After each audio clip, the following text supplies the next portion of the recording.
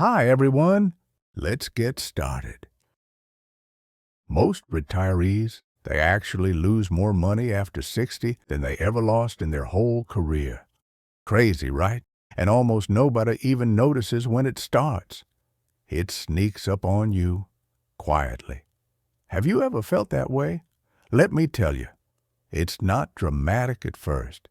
It just creeps in, little by little, shaping your life in ways you don't notice. At first, you might not even realize it. You wake up one morning, glance at a statement and think, everything looks fine. But beneath the surface, years of small choices quietly decide the reality you'll face. Here's something I wish I'd known earlier. I didn't lose money because I was reckless. I didn't gamble. I didn't fall for a scam. I just followed the rules, and that's exactly where I made my first big mistake. If you're over 60 or getting close, listen closely. What I'm about to share cost me years of peace, thousands of dollars, and one decision I can never undo. By the end of this video, I'm going to ask you a question most people avoid, and your answer might actually shock you. I worked for over 40 years, paid my taxes, trusted the system, believed that when retirement came, life would get easier. That's what everyone tells you, right? But here's the thing, retirement doesn't simplify your finances. It magnifies them. Every little decision suddenly matters. Every delay costs more. Every mistake lasts longer because you don't have time to make it back. Even something small, like waiting a few weeks to sign a form or not asking a question, can cost you hundreds, even thousands over time. Most of these losses happen quietly. You don't notice them right away until one day you sit down and realize it's already too late. It hits you slowly, like a whisper, almost invisible. You think everything's fine until you look closer. Does this sound familiar? It shocked me. What shocked me most wasn't how much money I lost. It was how quietly it happened, changing everything before I even realized it. At what age did you start seriously thinking about retirement? Before 50, after 60, or only when circumstances forced you? Most of us think we're careful, responsible, organized. We assume following the standard advice is enough. We think retirement mistakes are dramatic, like losing everything overnight. They're not. Mistakes often look like paperwork, like, I'll deal with this later, like trusting advice that worked 20 years ago, like thinking, well, everyone else does it this way. Most retirees don't lose money in one big moment. They lose it a little each month, through bad timing, through missed rules, through decisions that seemed safe. By the time they notice, the window to fix it is already closed. Let me give you an example from my own life. When I turned 62, I thought I was being smart. I told myself, I'll take my benefits now. I can always adjust later. Sounds reasonable, right? No one told me otherwise. But I didn't realize how permanent that choice would be. Some retirement mistakes can't be undone. They compound, follow you every single month. And some of them are invisible until it's too late. Some people lose hundreds a month. Others lose thousands a year. And some don't even realize the total until decades later. I remember sitting at my kitchen table one morning, paperwork spread out, staring at it, wondering how I could have missed something so important. Have you ever signed a financial document that later made you uneasy, even if you couldn't explain why? The hardest part wasn't the money. It was realizing I trusted the wrong thing. I trusted average advice. I trusted that silence meant safety. I trusted that if something was important, someone would tell me. No one did. The system lets you make mistakes, but it doesn't warn you about the consequences. I still remember the day it hit me. Things could have been different if you had acted earlier. Right then, I understood something I wish I'd known decades earlier. Being careful doesn't always protect you. Sometimes, not asking the right questions, not double-checking, can cost more than any gamble. Think about that for a second. What's one decision in your life you wish you had questioned before saying yes? Most people don't lose money in retirement because they're careless. They lose it because they don't ask questions. They don't push back. They assume rules are neutral. They aren't. And in the next part, I'm going to show you another retirement mistake that can cost tens of thousands, and almost nobody notices it until it's too late. Imagine if that document you signed years ago quietly shaped your financial life. Would you want to know now or later?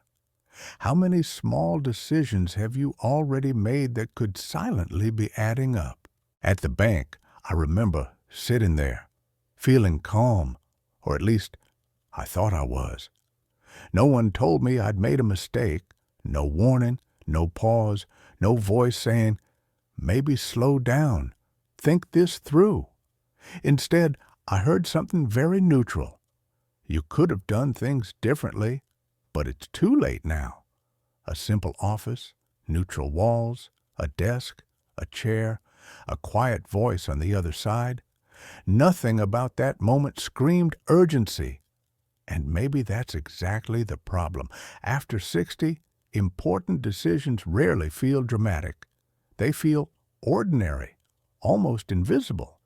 I had come in with what I thought was a simple question, not a complaint, not a worry, just to check in. I wanted reassurance. I wanted to hear, yes, everything looks fine, that I hadn't missed anything, that I was doing what responsible people do. And that's exactly what I was told. You chose the standard option. Most people choose it. For a moment, I felt comforted. If most people do it, it must be safe, reasonable, correct. And that's exactly how we're wired. We trust the familiar. We trust the normal. Especially after 60. Especially when we're tired of big decisions. Especially when we've been careful our whole lives. I didn't know then that standard often means default. And default often means no one really considered your situation. It means convenience, not optimization. My mistake wasn't being reckless. It wasn't risky. It wasn't breaking any rules. It was quieter than that. I didn't compare options. I didn't ask follow-up questions. I didn't ask, what happens in 5 years, 10 years, if my life changes? I accepted the first option offered because it sounded official, because it sounded approved, because no one encouraged me to slow down. After 60, every financial choice carries weight, even small differences. A few percent here, a small adjustment there, they seem harmless at first, but over time, they grow, they compound, and they quietly turn into thousands of dollars lost every year. Here's what nobody warns you. You don't feel the loss immediately. Nothing breaks overnight. No alarm sounds. Money just quietly stops working for you. I didn't notice it at first, not in year 1, not even in year 2. The scale only became clear years later. I finally sat down, stopped assuming, started calculating, compared my choices with what others my age had done. And then it hit me. Not anger, not panic. Shame. Shame for working my whole life, for being careful, for doing everything right, and still not asking enough questions. I can't get those years back. I've accepted that. But what hurts is that no one ever said, ask more, compare. Don't assume standard means best. Let me ask you, when it comes to money, do you decide for yourself or trust the first advice you hear? Do you ask one question or five? Do you stop and imagine what a small choice could cost in the future? Take a moment. Think about that. After that experience, I started paying closer attention, reading documents I used to skim, looking at numbers I'd ignored. I stopped rushing, but one thing remained, one choice I kept postponing. Not because I didn't care, but because everyone said, "You'll deal with it later. There's time, no rush." Later sounded safe, later sounded reasonable, later sounded responsible, until later arrived, and it turned out to be the most expensive moment of all. Have you ever postponed something important, not because you didn't want to, but because you thought you still had time? Most people do, especially after 60. And sometimes, later doesn't give you another chance. It's not just about money. It's about options, about choices that quietly disappear. I remember sitting there thinking, if I had acted even a little earlier, one question, one pause, things could have been different. In the next part, I want to talk about one decision most people delay until the very end. The one that quietly decides whether your money lasts or runs out when life is most vulnerable. Ignoring it feels easier, but it quietly costs thousands, maybe tens of thousands. Think about that. Before later becomes too late. For a long time, I avoided this topic, not because I didn't understand its importance, but because thinking about it made everything feel too real, too close, too final. After 60, there are topics we avoid, not out of ignorance, but out of fear. Fear of admitting that time is no longer unlimited, that plans must be clearer, more deliberate. This was one of those topics. People around me rarely talked about it openly. They joked, they brushed it off. They said things like, "We'll see. It'll be fine." But fine is not a plan, and silence is not protection. I realized that slowly, not in one moment, but through small signs. A $200 medical bill I didn't anticipate, a $450 repair for the car, a sudden increase in property taxes. That's when it became clear. Running out of money doesn't announce itself loudly. It arrives quietly, piece by piece, choice by choice. And sometimes you don't even notice it until it's almost too late. I started asking myself questions I had avoided for years. What happens if I live to 85, 90, 95? What happens if health costs rise 5% per year? What happens if inflation eats another $150 per month from my budget? These aren't dramatic questions. They're practical, necessary, uncomfortable. Most people don't run out of money because they were irresponsible. They run out because they assumed things would stay the same, that life would remain predictable, that costs would stay manageable. But life after 60 rarely follows a straight line. There are turns, detours, unexpected pauses, and each one has a cost. I looked back and realized something painful. I had planned carefully for working years, but I hadn't planned with the same care for the years after. I trusted that things would work out. That experience would protect me, that caution would be enough. It wasn't, because caution without clarity still leaves gaps, and gaps are expensive, especially later in life. I remember sitting alone one evening, not anxious, not panicked, just honest with myself, asking a simple question: how long will my money actually last? Not hoping, not assuming, but knowing. The answer was uncomfortable, I didn't know, and that realization changed everything. Once you see it, you can't unsee it. You start noticing how often this topic is avoided, how rarely it's explained clearly, how many people are quietly worried, but don't say it out loud. Let me ask you something. Have you ever avoided a decision not because you didn't care, but because you were afraid of the answer? That's human, especially after 60. But avoiding the question doesn't delay the outcome. It only reduces your options. I learned that planning isn't pessimism. It's control. It's dignity. It's sleeping better at night, knowing you've thought things through, even the uncomfortable parts, especially those. I started making small changes, not drastic, not overnight, just clearer choices, better questions, more honest calculations. And something surprising happened. The fear got smaller, not because the situation changed instantly, but because uncertainty did. Clarity has a way of calming the mind, even when the truth isn't perfect.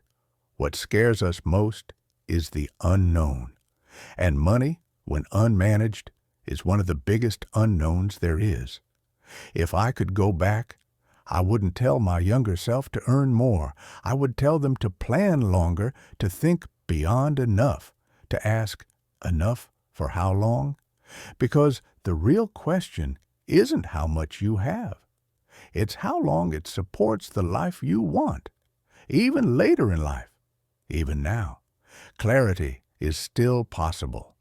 Better questions are still possible. Smarter decisions are still possible, but they don't happen by accident. They start the moment you stop avoiding the topic and face it calmly, honestly, on your own terms. And here's the part most people miss. There's one quiet decision that will determine whether your money lasts or disappears before you expect. Most won't even think about it until it's too late. And that is what we'll explore in the next part. I didn't want to face it, not because I didn't understand, but because thinking about it made everything feel too close, too real, too final. After 60, there are topics we all avoid, not because we're ignorant, but because admitting the truth is uncomfortable. That money doesn't stretch as far as we hoped. That time isn't unlimited. That even small delays can quietly cost thousands. I remember sitting at my kitchen table one morning, a stack of bills, statements, and unopened envelopes in front of me. The coffee was cold. I had been staring at a simple retirement statement for over an hour. How long will this actually last?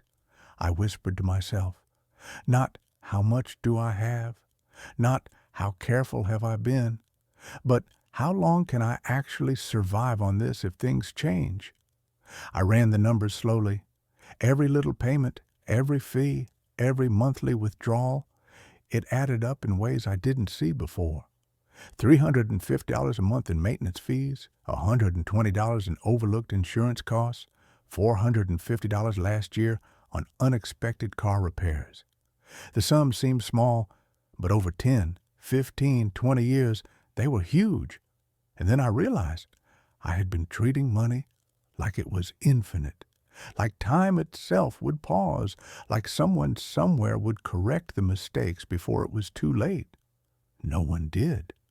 I remembered conversations with my financial advisor years ago.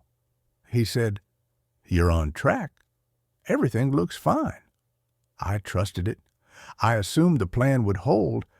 I assumed the system would protect me, but it didn't.